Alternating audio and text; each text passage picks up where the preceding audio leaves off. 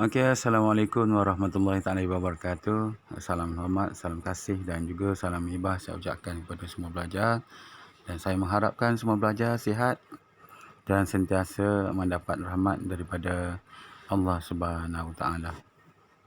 Okey, untuk pengetahuan pelajar, hari ini 26 Januari 2021. Ini merupakan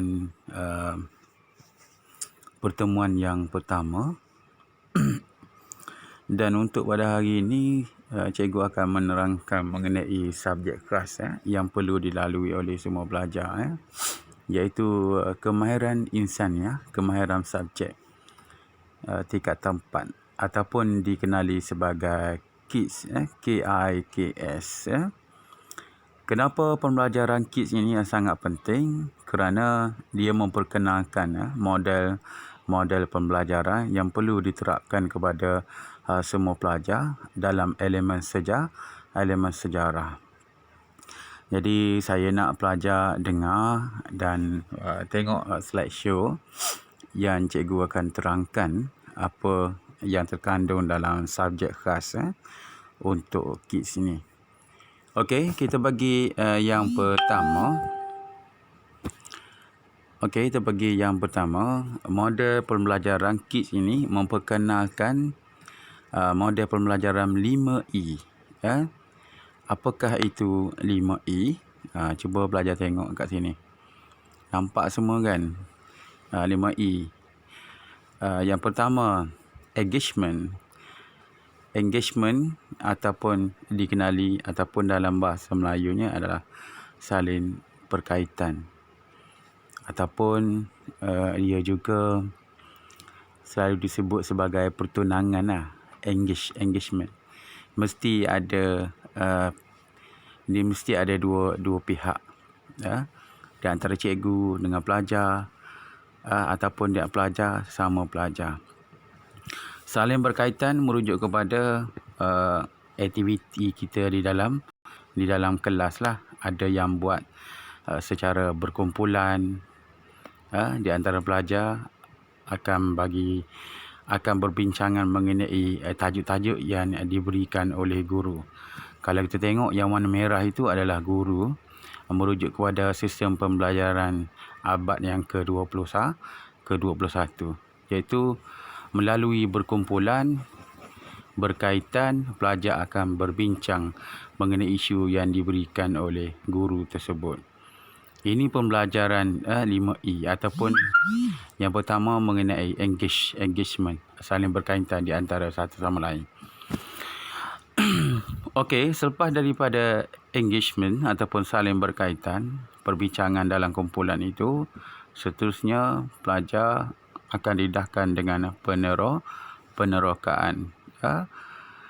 Explore ni merujuk kepada penerokaan kepada bahan yang kita dapat tadi.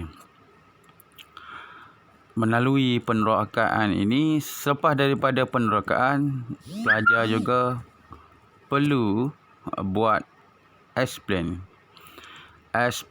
ataupun explain dalam bahasa Melayunya adalah penerangan mengenai tajuk yang pelajar buat penerokaan itu tadi. Okey, seterusnya adalah elaboration ataupun pengembangan. Melalui penerangan tadi mewujudkan kepada satu pemikiran, iaitu pengembangan mengenai tajuk, dan seterusnya adalah penilaian, evaluation, iaitu penilaian terhadap satu tajuk yang kita belajar. Okey, baik, kita tengok satu persatu. Okey, jelaslah apa yang cikgu terangkan tadi. Model pembelajaran KIS ini ada 5, iaitu 5E, saling berkaitan, penerokaan, penerangan, pengembangan dan juga penilaian. Batuk cikgu. Okey, kita tengok lagi. Apakah yang diperkatakan oleh KIS ini? Kemahiran insaniah dan juga kemahiran subjek. Dia ada kemahiran insaniah dan dia ada kemahiran subjek KI, KS. Okey. Apa itu KKB KKB kod 356. KKB merujuk kepada khusus kemahiran berfikir. KPS merujuk kepada kemahiran pemikiran sejarah. Okey, apa yang terkandung dalam 5 KPS ini? Yang pertama merujuk kepada kronologi. Yang kedua, bukti ataupun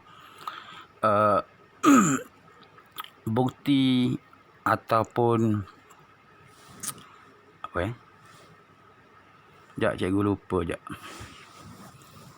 Ataupun penerokaan. Kronologi first. Yang kedua, bukti ataupun / penerokaan. Yang ketiga, interpretasi. Yang keempat, imajinasi. Yang kelima adalah rasionalisasi. Rasional lah, maksudnya rasional. Okey, dari segi kronologi, sekejap lagi dekat bawah ada mengenai catatan yang merujuk kepada kronologi. Tetapi kalau kronologi ini merujuk kepada penceritaan satu cerita ataupun mengenai sejarah tertentu berdasarkan kepada penerangan A sampai ke Z. Kita boleh juga tengok ataupun lihat dari segi catatan dari segi masa, bermula daripada A, mula tahun berapa sampai ke tahun berapa. Dan bila dia bermula dan bila dia akan berakhir. Gitu. Okey, kita tengok satu persatu. Ini alat pemikiran KKB, kod yang terlibat lah. Kod 3. Kalau kod 3, penghujahan mesti ada hujah di antara pelajar. Kalau kod 5, membezakan fakta, maklumat, andaian, persepsi.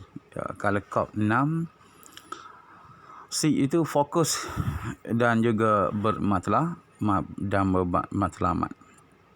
Okey, yang tadi cikgu ada sebut mengenai kronologi. Okey, kita tengok contoh-contoh dia bagi kronologi. Kronologi ni untuk pengetahuan awak dalam sejarah, kita kena ada kronologi. First kronologi. Tulis dekat situ, kronologi. Kronologi boleh diertikan sebagai seperti saya cakap tadi, ia bermula daripada A sampai ke Z.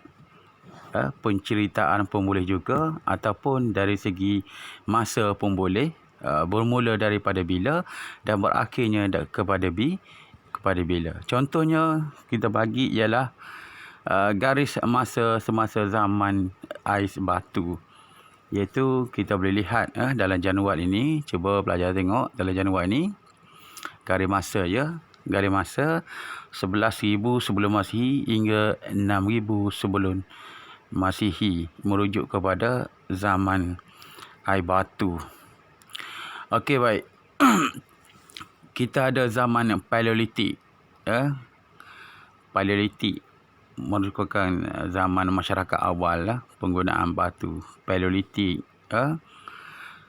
Kita ada zaman Mesolitik, zaman Neolitik dan juga zaman logam. Jadi ini merujuk kepada kronologi yang ada pada zaman tersebut. Okey, kalau orang tanya zaman siapa dulu? Jadi awak boleh cakap zaman batu awal atau masyarakat awal ini ialah zaman Paleolitik. Penggunaan alat daripada batunya agak kasar, peralatannya agak kasar, digunakan untuk memburu. Masyarakat tinggal di dalam gua.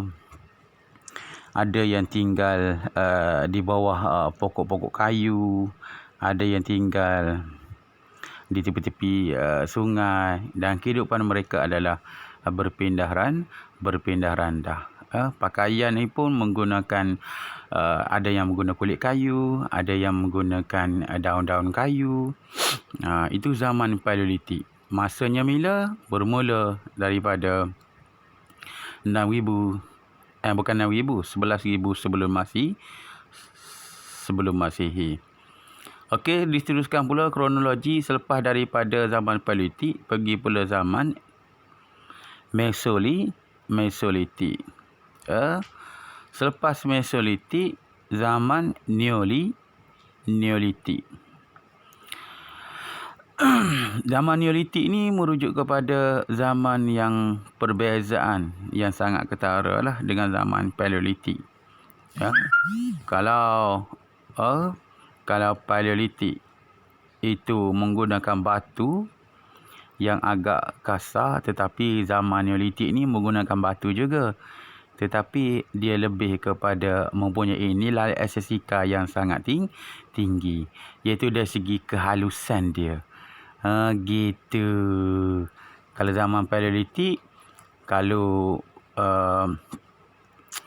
kita baling senjata kita kena kepada binatang itu, mungkin boleh bengkak saja. Tetapi kalau zaman Neolitik, mungkin binatang itu bukan bengkak tetapi meninggal terus.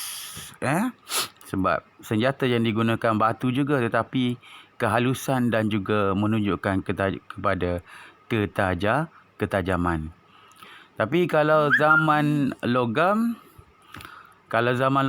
senjata dia diperbuat daripada logam lah, ataupun besi. Memang pada zaman ni binatang kalau kena meninggal terus. Habis. Tak ada makna semua tu. Sekali je meninggal terus. Okey, baik. Itu dari segi garis masa zaman Paleolitik, Mesolitik, Neolitik dan juga zaman logam. Sebab kita sebut sebagai kronologi. Okey, seterusnya kita bagi contoh ialah mengenai kemunculan tamadun awal dunia, iaitu adanya tamadun Mesopotamia, tamadun Mesir, tamadun Indus dan juga tamadun Wang Ho. Bila tamadun Mesir ini bermula 3,100 sebelum Masihi. Atau kita mula dengan tamadun Mesopotamia bermula 3,500 sebelum Masihi. Kalau tamadun Mesir purba 3,100 sebelum Masihi. Kalau tamadun Indus 2,500 sebelum Masihi. Tamadun Wang Ho 1,800 sebelum Masihi. Ini adalah catatan mengenai kronologi. Jadi kalau kita belajar sejarah, kita kena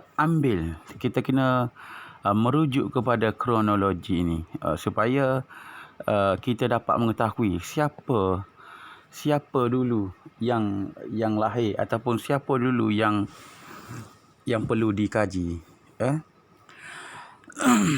Okey, baik. Boleh faham tak mengenai kronologi? Rasa pelajar faham ni, tak ada masalah saya rasa dari segi kronologi. Okey, yang seterusnya adalah penerokaan ataupun bukti. Dalam sejarah juga perlu ada penerokaan dan juga bukti. Kalau tak ada bukti, dia bukan dikira sebagai sejarah. Mana mungkin sejarah ini wajib mempunyai bukti.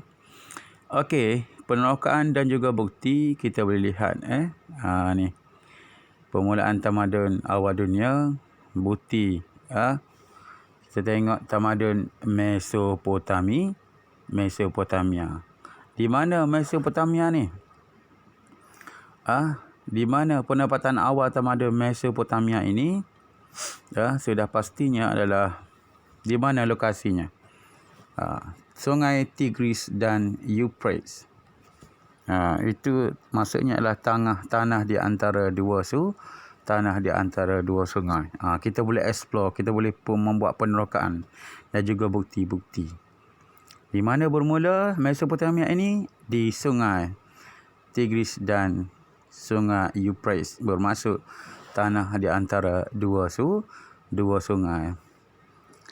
Okey, kalau ditanya pula di mana lembah sungai Nil? Bermulanya tamadun apa? Tamadun Mesir Purba. Ni Mesir Purba, nampak? Lembah Indus bermulanya tamadun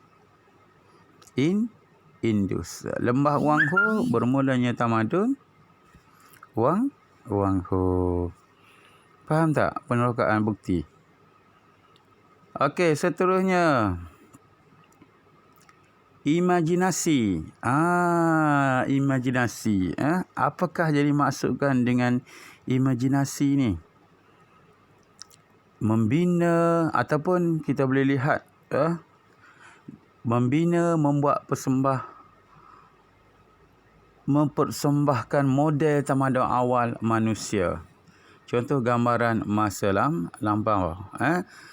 Jadi kita boleh membuat ataupun membina satu model daripada tanah liat ke, menunjukkan kepada kehidupan masyarakat, sistem pentadbiran ke, kegiatan masyarakat ke, aktiviti keagamaan, sistem pertanian, seni bina, bahasa tulisan, kostum, susun lapis masyarakat.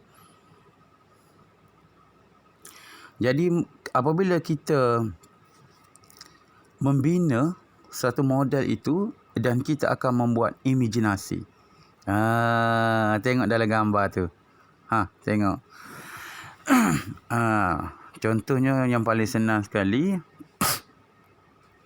awak buatlah aktiviti kegiatan masyarakat. Contohnya ialah awak ambil tanah liat, awak ciptakan kehidupan masyarakat yang sedang memburu, iaitu zaman Paleolitik. Buatlah replika masyarakat tengah memburu. Awak lukis ataupun awak buat seekor binatang, awak buat 4 orang manusia memegang tombak. Jadi selepas daripada itu awak buat imajinasi apa yang akan berlaku. Gitu. Boleh faham tak? Faham Okey, baik Yang seterusnya ialah KPS interpretasi. Interpretasi ini merujuk kepada cadangan aktiviti yang boleh dilaksanakan untuk imprestasikan. Contohnya dalam ni dia buat model, dia buat pameran gallery walks, pameran kajian dan juga komen. Melalui aktiviti-aktiviti seperti ini, secara langsungnya dapat memberi rangsangan lagi kepada pelajar untuk belajar sejarah dan mendekatkan pelajar lagi dengan elemen-elemen sejarah. Menarik minat lagi. Melalui pameran ini, kita boleh pergi ke sekolah-sekolah, kita boleh lihat apa yang dipresentkan di sana. Aktiviti seperti ini akan menjadikan ramai lagi yang meminati sejarah dan juga dapat mencukir berapa banyak ilmu dalam pameran tersebut. Okey, seterusnya yang terakhir kita boleh lihat, ini adalah mengenai rasionalisasi atau rasional. Kenapa dalam sejarah ni perlunya kepada pemikiran yang rasional? Kepentingan mempelajari tamadun awal. Kenapa awak mempelajari sesuatu perkara dalam sejarah? Kenapa? Kenapa kita perlu belajar sejarah? Rasionalnya kenapa? Sejarah ini boleh membentuk manusia. Sejarah ini boleh menjadikan seorang itu menghargai sesuatu ilmu. Sejarah ini sebagai satu pedoman kepada semua pelajar. Pedoman dalam kehidupan. Sebagai satu contoh saya bagi awak. Dalam sejarah ini, dia merupakan kunci kepada ilmu untuk pengetahuan awak. Contohnya, kalau awak nak membina sekolah, awak tidak boleh bina, contohnya awak ni jadi seorang kontraktor lah, apa ke. Contohnya awak nak bina sekolah umumnya, awak mesti mengkaji tempat tersebut dari segi sejarah tempat tersebut. Kawasan, awak kena pergi tanya orang kampung kawasan tu. Awak kena tengok peta. Adakah kawasan tersebut kawasan yang jenis macam mana? Adakah pernah menerima taburan hujan sehingga menyebabkan banjir dan sebagainya. Jadi kita kena pergi tengok tempat tu. Adakah kawasan tu menerima air hujan yang sangat tinggi ataupun banjir yang sangat besar. Jadi kawasan itu tidak boleh dibina sewenang-wenangnya. Yang sebaliknya kita kena pergi tengok sejarah tempat tersebut. Jadi kalau situ banjir besar dan sebagainya, awak nak tak awak sekolah dekat situ? Ataupun kawasan gunung berapi, awak nak pergi buat sekolah dekat kawasan gunung berapi? Meninggal nanti. Jadi sejarah ini adalah sangat penting, dan juga memberi pengajaran dan sekaligus dia memberi jalan untuk penyuluh hidup kepada kita semua. Okey, baik, jelaslah bahawa penerangan cikgu tadi mengenai kemahiran insaniah, kemahiran subjek KIS, sejarah tingkatan 4. Cikgu juga ada menerangkan mengenai model pembelajaran 5E, saling berkaitan, penerokaan, penerangan, pengembangan dan juga penilaian. Okey, baik, saya rasa itu sahaja daripada cikgu hari ini. Terima kasih. Assalamualaikum warahmatullahi taala wabarakatuh.